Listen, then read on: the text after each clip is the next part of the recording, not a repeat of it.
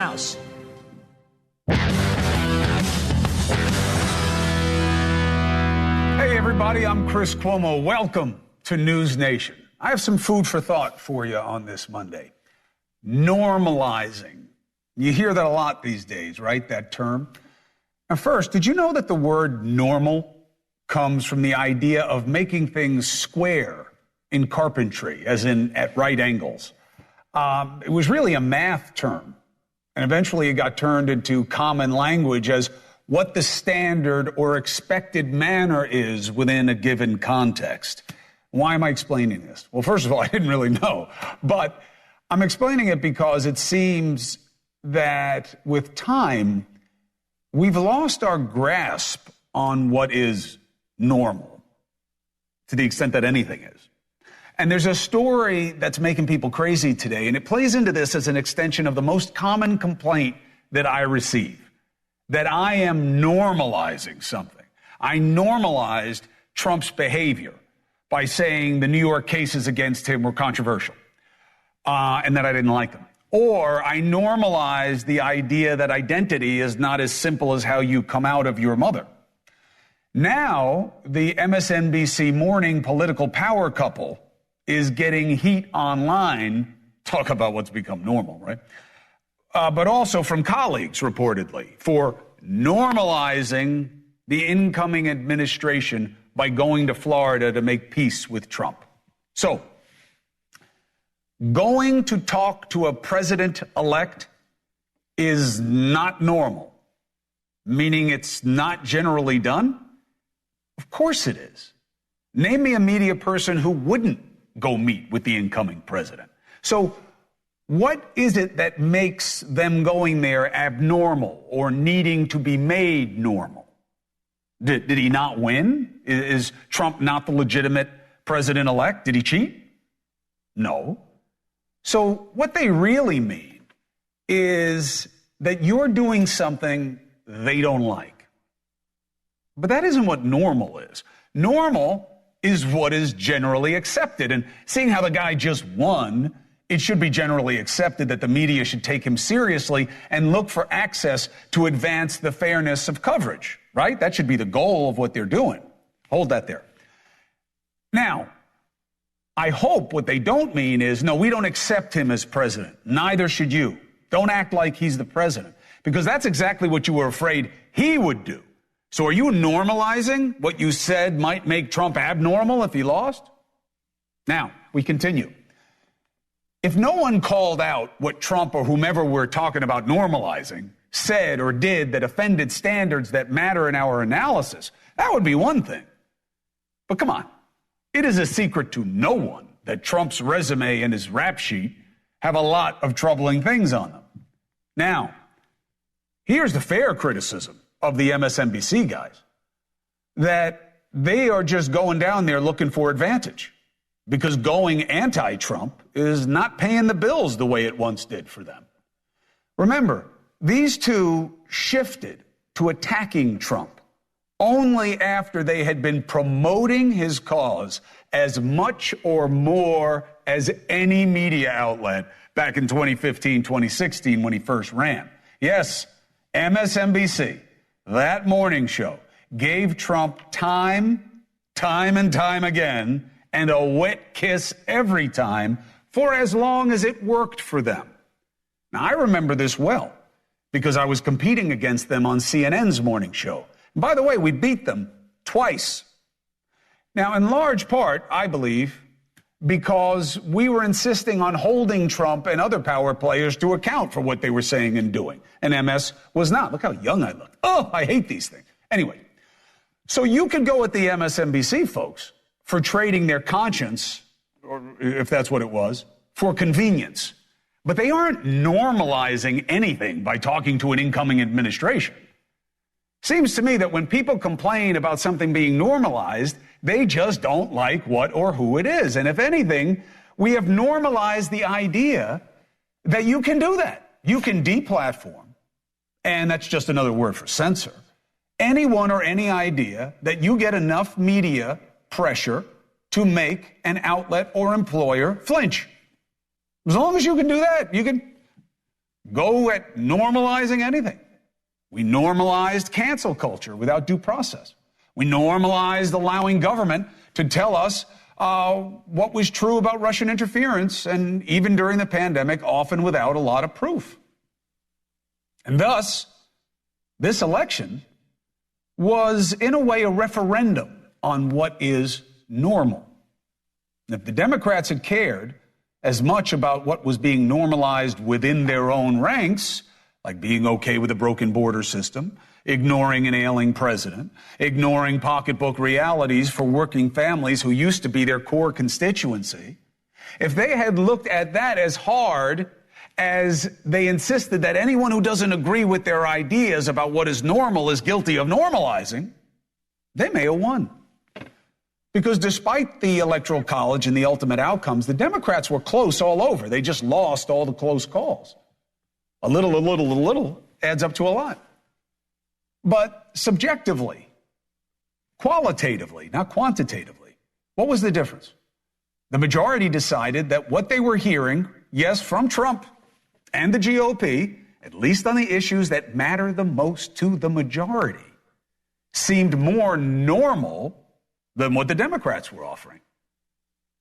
But let's be honest. I mean, is it just me? I feel like nothing is normal anymore. Anything can go any way at any time. Sure, we have key values like liberty and justice for all, but it gets pretty random after that, right? And I'm not just talking about fashion and fads. Let me stick to the current context.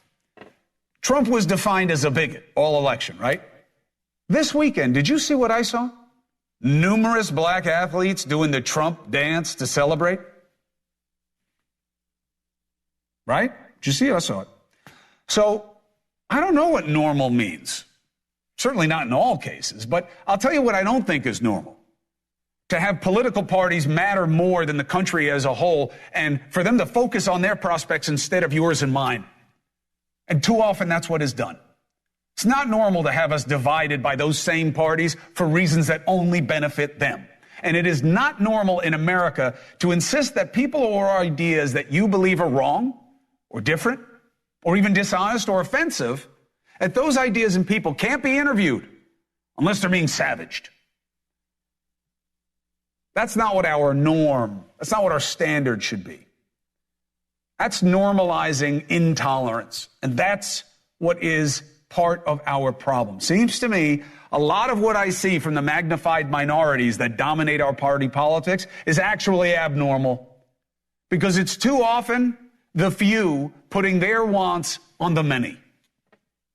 The more we at NewsNation do what we plan to do, which is have all sides of issues in conversation about how government can make something better. Not merely the scandal du jour, not merely who is to blame for the problem, not merely which party or person is worse, but how does it get better? And what is good and bad about the ideas in the mix? The more we focus on that, the more normal things will get. So let's get some perspective from two journalists, NewsNation correspondent at large, Geraldo Rivera, and journalist and conservative commentator, Scotty Nell Hughes. It's good to have you both. Scotty, Geraldo and I have not talked to you since the election. So Trump wins, and you guys are all in hooray mode, and then he starts to put out some picks, and some of them, okay, some of them, why? What's the state of play within the party right now with what Trump seems determined to do? Well, I think it's shock and awe is exactly what his strategy is right now. I mean, we've seen the most aggressive, probably post-election of any president, whether we're talking about the policy or their candidates. And so I think at this stage, because we know Donald Trump to be this great marketer, I mean, he's the guy that served French fries at McDonald's 3 weeks before the election, rode a trash dump truck into an election rally. And I think even just his UFC walking in with his into the rally and showing who he has as his cabinet officials right next to him. I think this is just showing that Donald Trump is throwing everything he can, is aggressive. Reporters and politicians alike don't know which way to look, left or right or straight down the middle, and just trying to push through as much as he can initially until people try to start to think things through and sort things out. Hey, do you guys agree with me about the Joe and Mika story, Geraldo? I mean, does it bother you that they went down there to see him in terms of normalizing Trump, or is it just kind of a weak move after they had gone all in against him?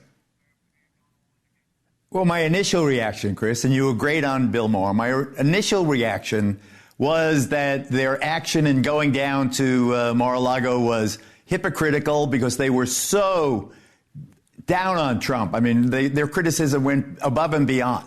It's so self-serving and hypocritical. I think that was my initial reaction. Then I said, wait a second, kid. Remember what you said when President Trump and President Biden met in the Oval Office before the raging fireplace? You said, how nice to see the grace emerge. That's normal. Where the successor comes and he shakes hands and there's a peaceful transition and I'll do everything I can to make it smooth. And Trump saying, politics is a rough game, but this isn't politics. And I enjoy that. So if this scene with the two presidents is cool with me, then why not Joe and Mika? You know, and I say, go ahead, be friends with the president. Yes, it's self-serving. Hypocrisy is in your heart. Do your thing. And, God bless. Trump is going to be president. He's going to be the 47th president, regardless of what you think. You want to get along, go along to get along. I have no steep disagreement with it. Now, when it comes to my own life, I don't know what I will do. I remember I voted. I didn't vote for Trump, but I felt guilty because I just came off Celebrity Apprentice in 2016. So the women in my family, my wife Erica, Sol, and the girls, they actually sent Sol into the voting booth with me to make sure I voted for Hillary Clinton. So I didn't vote for Trump, and yet he still welcomed me in that transition period. Melania very graciously welcoming me, and then gave me access throughout until we finally had the beef on January 6th. So I say, do whatever makes life easier. Do the civilized thing, be gracious, be grateful. And so I have no big problem with it, Chris. Yeah, I mean, look, as you guys know at home, Geraldo and I are very close. Scotty and I are also good friends. And we talk about this all the time, the need for grace, the need for forgiveness, the need for us to start practicing in our politics and in our dialogue what we try to reinforce in our personal relationships, right? And I'm always, nobody needs forgiveness more than I do. I mean, I am very well distinguished in terms of my flaws. But, Scotty, isn't this part of the problem? Hey, you guys can't go talk to Trump. You're at MSNBC. You can't do that. And that's what we hear from the media, too, right? Why did you put people on that we don't like and agree with?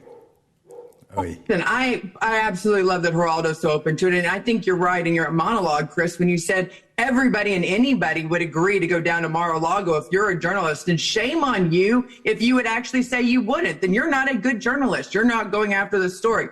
But I think the one point to Geraldo that I would like to make is it's great to say it 2 weeks after the election when he had an overwhelming win across the board in the House and the Senate. But let's try next time to tone down the rhetoric and the conversation, because that's far different from the conversation we were having a month before the election, 2 months, 3 months before the election. Let's remember that in every election, there's a winner and a loser. And so our conversations we're having before the election is actually a lot more telling about our intelligence and our soul than it is 2 weeks after when we're actually reflecting on who the winners are. I mean, that's super easy. And yes.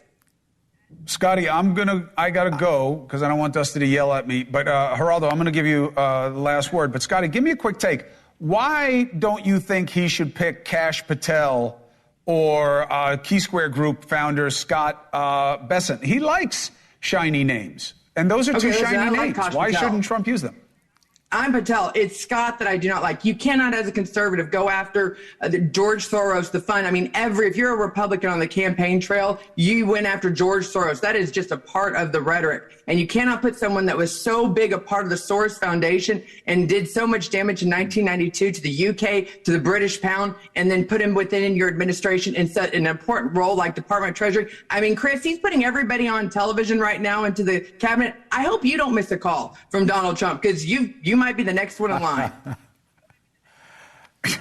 Don't worry about that. Geraldo, final word.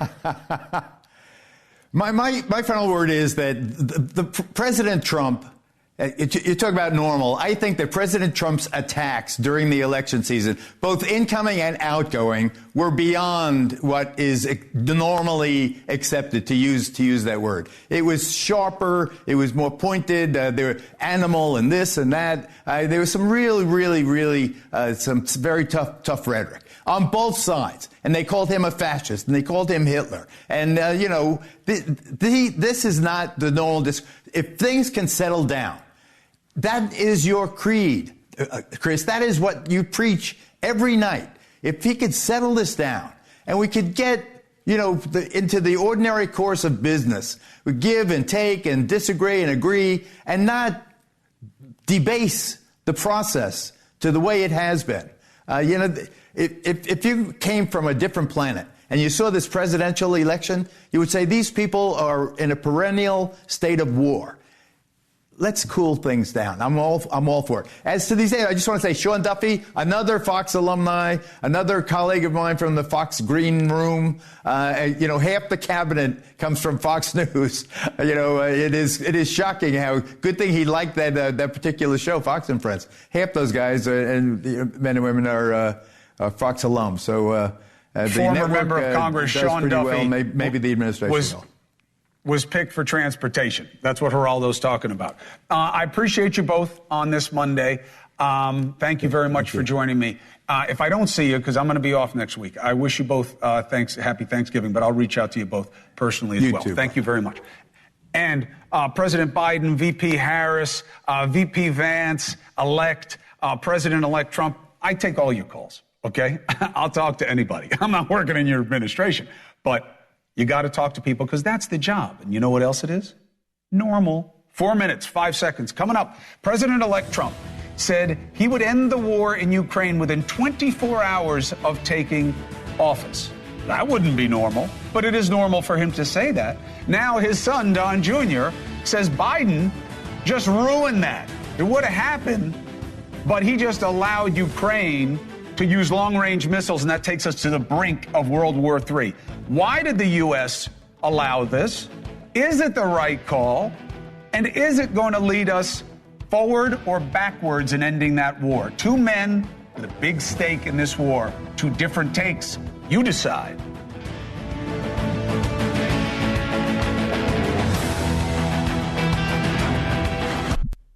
President Biden reportedly gave the green light to Ukraine to start firing long-range American-made missiles called ATACMS deep into Russian territory.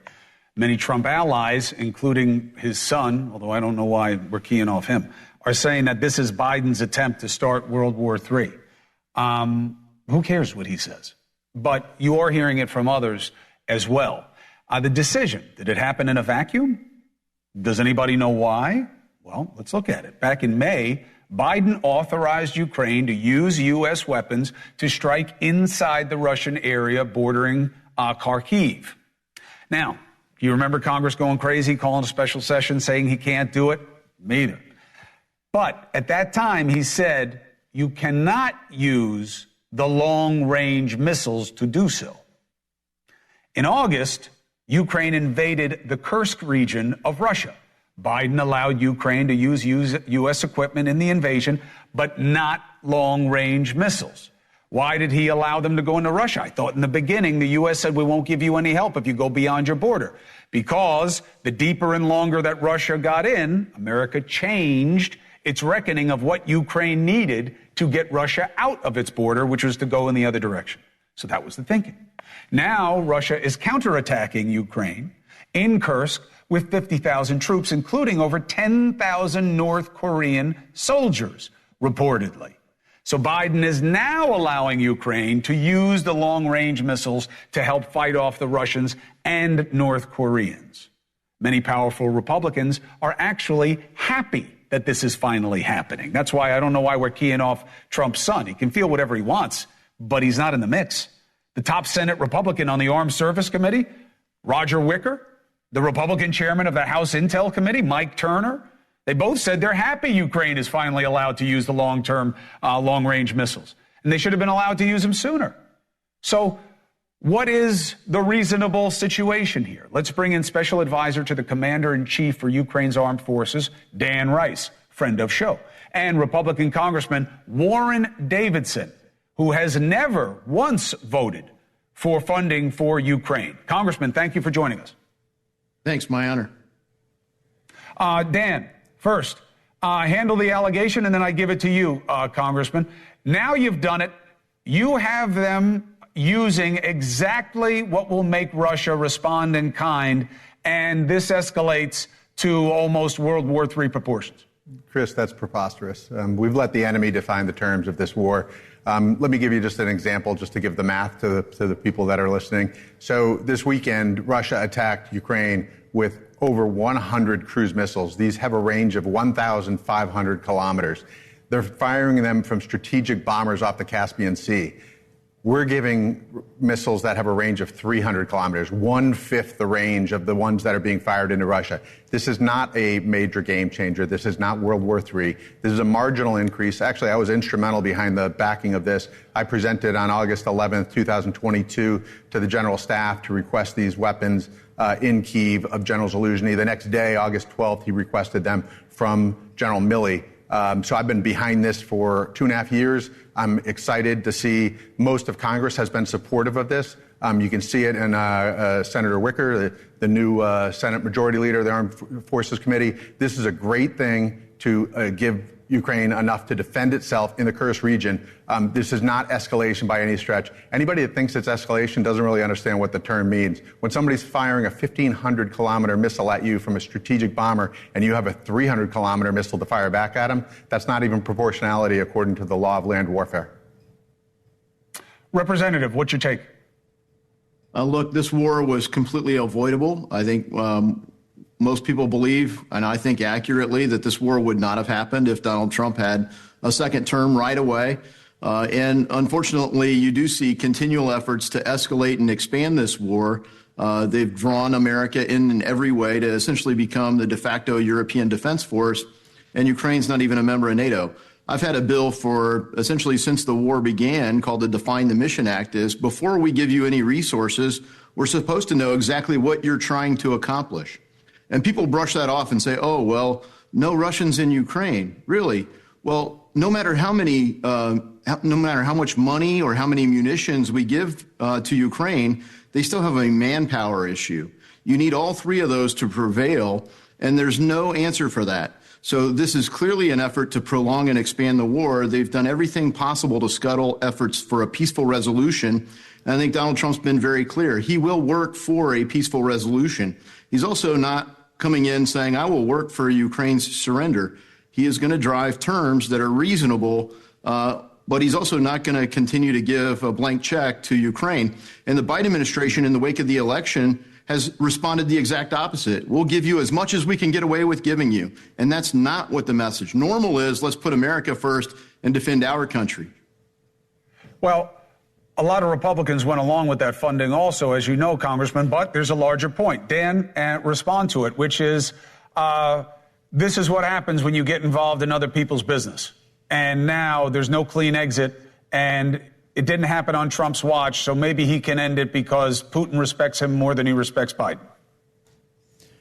Well, Chris, I mean, I think we can argue about hypotheticals, whether the war would have been fought or not fought. These are not germane to the discussion here. The fact is, Putin is the aggressor. He has started the largest war in Europe in 80 years. That's the fact. Let's just ignore the hypotheticals of what could have been and should have been had something else happened. The fact is that Putin is the aggressor. He has attacked Ukraine, and he is committing genocide on an institutional scale. We have a chance to defend freedom. The reason I joined the military was to defend freedom under Ronald Reagan. I believe that the American armed forces are strictly firmly behind this. We are supporting all across the board. We are supporting the training, the equipping, and the arming of Ukraine. Now we need to go in and give the exact weapons that we've been asking for 2.5 years to let Ukraine defend itself. Let's not make excuses to say they don't have the manpower or some other excuse. Ukraine can win this war. Ukraine will win this war. NATO needs to win this war. It's not just Ukraine. This is for all of Europe that they're fighting and dying for. Congressman, last word to you. Do you believe that your caucus now in control of the House will continue funding Ukraine, or are they going to key off what Trump tells them to do? I think Agenda 47 is going to be the play call every time, and I hope my colleagues execute the play on go. That's a very tight answer. So we'll see what President Trump says. And Congressman, you are welcome here to make the case once we learn what those policy decisions are. And Dan, I got no better contact than you on the ground of what's happening there. You're always welcome here. Gentlemen, Thank both, you, Chris. thank you very much. Thank you, Congressman. All right, Thanks, Chris. Thank you. Congressman Davidson, appreciate you. Dan Rice, always good. 4 minutes, 30 seconds. The feds say, doesn't matter that you're behind bars. Power has power.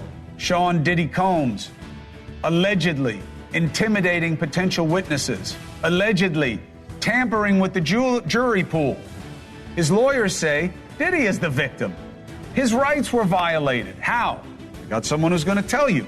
So, could Diddy reach out? Does he have that kind of juice? A man who's spoken out on this show, who knows the deal and has paid for his candor in ways you may not be aware. Ray J, and then Diddy's lawyer's response. Say that 10 times.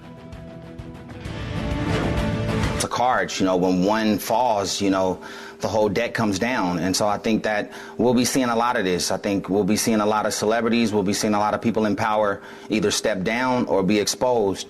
And I think that's just where we are in this game. Not if somebody tells him to shut up. That was Ray J, someone once very close to Sean Diddy Combs, speaking out on this show. And now he himself has been the subject of headlines. First, a run-in with Diddy's kids outside a nightclub. Then Ray J claims somebody shot at him in an attempt to, obviously hurt him. Why else would you shoot at somebody? Finally, he claims celebrities told him they're paying victims to stay silent about the alleged freak-off parties. Now we've learned the feds are accusing Diddy of corruptly influencing witness testimony and tainting the jury pool from jail. His lawyers say no, and the only reason they're making those accusations is because they've been taking his privileged communications. So let's start with the should we be concerned side. Ray J's take on the latest joins us now. Thank you very much for coming on short notice. Appreciate you. Thank you, Chris. Always good to talk to you. So, Ray J, what is your take on the suggestion that Diddy is powerful enough that he can reach out, even if behind bars, like some kind of mob boss, and get people to tell people to shut up, or I'll pay you if you shut up, and be effective? Look, I don't know how real that is. I think, when you're in jail, I think you should also know how to move and not do stupid stuff like that. I think a lot of the stories are becoming out of control and super extreme. Again, you start one way, and then as it builds, there's thousands of people coming in creating a new narrative. And when you do your research or your due diligence on it, a lot of it doesn't come back real. So now you're stuck in a position to go, is any of it real, or how much of it is real? And I think that's where we are now, because they just keep piling on and on and on. And now everybody's starting to feel weird about it and starting to feel like it's all starting to look like it's one-sided against one man. And people aren't liking it. Do you still believe that we're going to see a lot of bold-faced names get pulled into this because of their knowledge or their participation in what Diddy is accused of? I think that there might have been times where people have partied with a certain team of people, and it might have been a freak-off at that party, right? But I can guarantee you, most of the celebrities that's went to Diddy's parties never even heard of a freak-off. So the freak offs in the beginning sounded really interesting, you know, and entertaining, I would say. But in this space now, when you look back, where were the freak offs? Everybody that's super legitimate, that's an A-list celebrity or whatever they say, you know, from my knowledge and just me knowing, I've never seen a freak off. What does that really mean? I mean, is that really real? Is this 50-50? Are we creating a new narrative for something that's not there? Was it really dope in the baby oil? I mean, what are we doing? Right. What do you want people to know about the alleged altercation with you and Diddy's sons and your drive and your belief that somebody took a shot at you? Do you believe those are related? And did they change your disposition towards talking about this situation? Well, when you live in L.A., you know, I think a lot of things are controlled in a lot of different ways, whether it's from the underground scene or from the political scene. But what I do know is that the people that did that to me, you know, trying to work out something when you know who it is always the best plan, right? I've seen a lot of violence happen just because certain people wouldn't sit down and figure out, you know, what can happen in a positive way as opposed to it going another route. So in that situation, you know, we're doing everything we can to make sure that, you know, things are super safe and that everybody can just live and enjoy life. And whether it's the truth, whether it's a lie, whatever it is, it stays on the front line. It doesn't go into something super violent. That's very important, you know, moving forward. Well, and as far as, you know, as far as the you know, go ahead. No, go ahead. As far as what? No, and then as far as Diddy's sons, yeah, it's been a lot. And I think at this point, you know, we had to all sit down and we had to really figure out what this looks like and what we should do moving forward. And so we've worked out our differences. And I think that when we talked in the beginning, you know, creating these mentorship programs and creating something new to help young entrepreneurs when they're falling by the wayside is absolutely needed in these situations. I mean, if you even just look at me, you know, sometimes you need certain guidance before you jump off the edge. And a lot of times that's you know, that's happening in this space that we're in right now. Ray J, I think that you give pretty balanced commentary on what you've lived and what you've seen and what you think. And you're always appreciated here to do so. I'll talk to you next time. Thank you, Chris. All right, brother, be well. So now let's get response from one of Diddy's former lawyers. They claim the feds only are making these allegations because they're working off stuff that they found when they searched Diddy's cell and seized privileged materials like his attorney-client notes, calling it, quote, outrageous government conduct amounting to a substantive due process violation. Defense attorney Mark Garagos joins us now. What do you make of the suggestion that he's quieting people like a mob boss? Well, first of all, let's take a step back and examine what Ray J just said. He just said something that I've noticed from a distance as well. All of a sudden, and I don't know that it was on your show, but I think it was on NewsNation. I remember a couple of weeks ago, there was a woman who was on, some lawyer who was purportedly the tapes were about to drop. The tapes were about to drop. We've heard all kinds of outlandish things in the lead up to the election. All kinds of things that, wow, they were trying to make the Diddy into this kind of the evil villain. And none of this has come to pass. And then as Ray J says, all of a sudden, now where are we? Not only today is the government, and by the way, they did admit they seized privileged materials in their letter to the court today, which the judge ordered them to reply by 5 o'clock. And they asked that no hearing be set, and the judge set a hearing for tomorrow.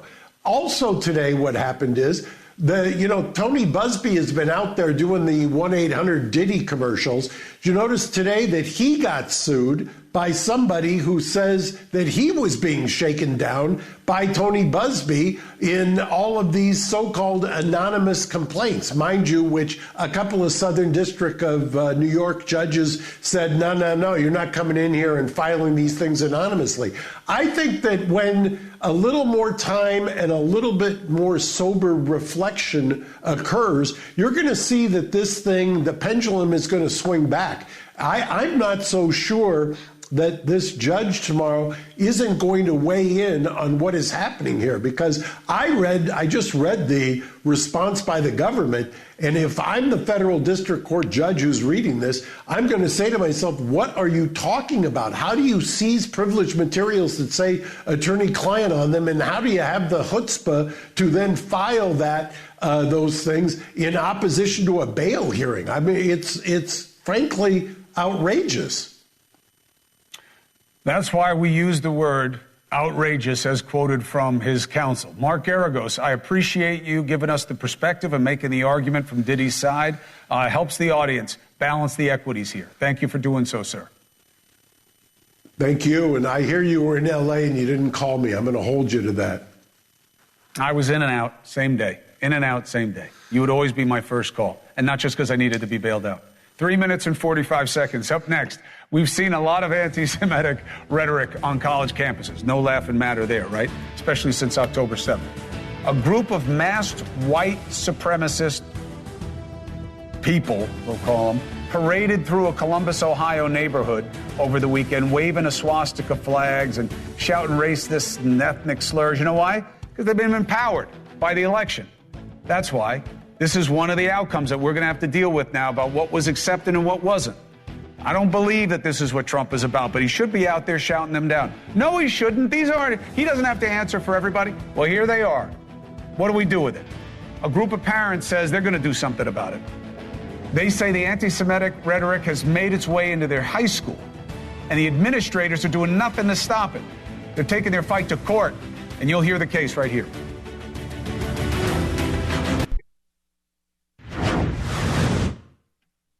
So did you see this crap this past weekend, this masked white supremacy group? Masked, right? If you're so tough, if you're so hard, if you're so real, if you're so authentic, show your faces, right? Marching through a neighborhood in Columbus, Ohio, flags, swastikas, Nazi bull, BS. You know, they went down the street spewing vile and racist speech, just like you always hear.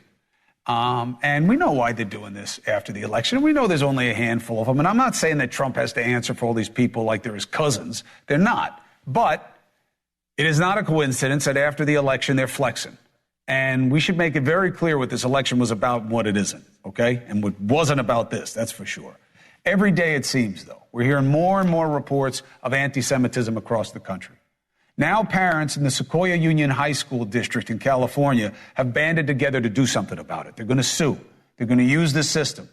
And they're going to claim that their kids have faced rampant anti-Semitism, and not only from students, but from teachers and administrators. Joining us, Lori Marcus filed the suit on behalf of the families in the Sequoia Union High School district.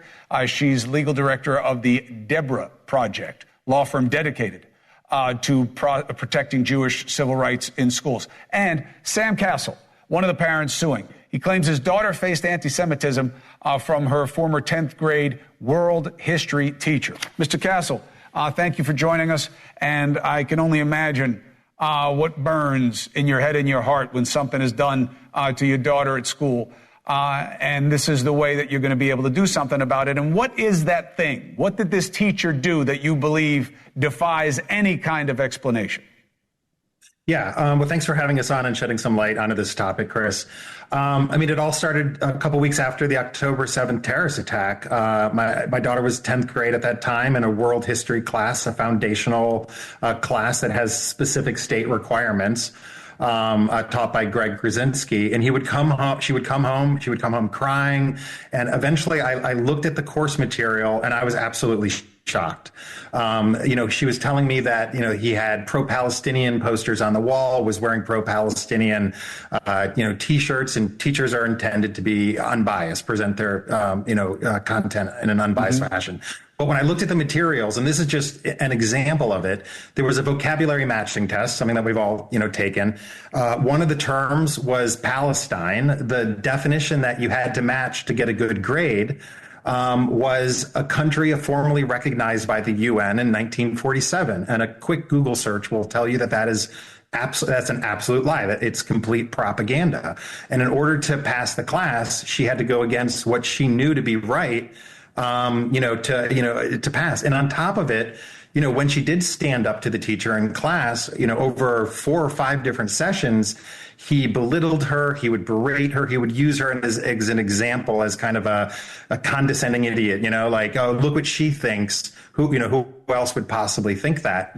And then it just metastasized from there. After about 6 weeks, Greg eventually said, I'm not even going to meet with the teachers. I won't hand over any course material, and certainly won't give you the source material of where I created this from. Because of his tenure, he was allowed to create his own material, review and approve his own material, and then teach it and disseminate to other social studies, teachers this material. And I'm not even talking about what happened with the administration. That's a year later with virtually no action, lots of smiles, lots of what your daughter went through is horrible. No one should ever do this. We're on top of it, to absolute dead air. All right. Appreciate it. Counsel, what's the line? And do it from the perspective of, it's just one jerk teacher. It's impossible to fire anybody these days with the unions. And the administration did what it could. Their hands are usually tied. No, the administration didn't do what it could. What it could do is to assert some authority and responsibility, which they didn't do. They allowed this teacher, Sam gave one example in so many different examples. For example, October 7th was not taught. The information about the current conflict began with Israel's invasion of Gaza and ignored October 7th altogether. That's outrageous. And there was just incident after incident. Sam Castle and his daughter's story is only one of 5 other families that are representative of Jewish families in Sequoia High School District. But also, it's not only the Jewish families who are being harmed with comments like kike and all Jews should go back to the ghettos and Jews should die and baby killers and genocide is being committed by Jews in the Jewish state. It's the kids who aren't Jewish are learning to hate Jews and the Jewish state. And I'm telling you, what we're seeing on college campuses now, which is outrageous and horrible, but it's very good visuals, so people are aware of that. What's happening in the K to 12 schools, the indoctrination from the front of the classroom, that's really dangerous. And that's what these parents are suing about. Counsel, Mr. Castle, we're here for it. As you proceed, we're here as the case goes forward. I'm sorry it has to happen, but it's right to work the system this way. So continue to do it, and we're here to report on it. The best to your family, Mr. Castle. Counsel, thank you very much. We reached out to Sequoia Union High School District. They are welcome here to make their case. We did not hear back. Okay? We'll be right back.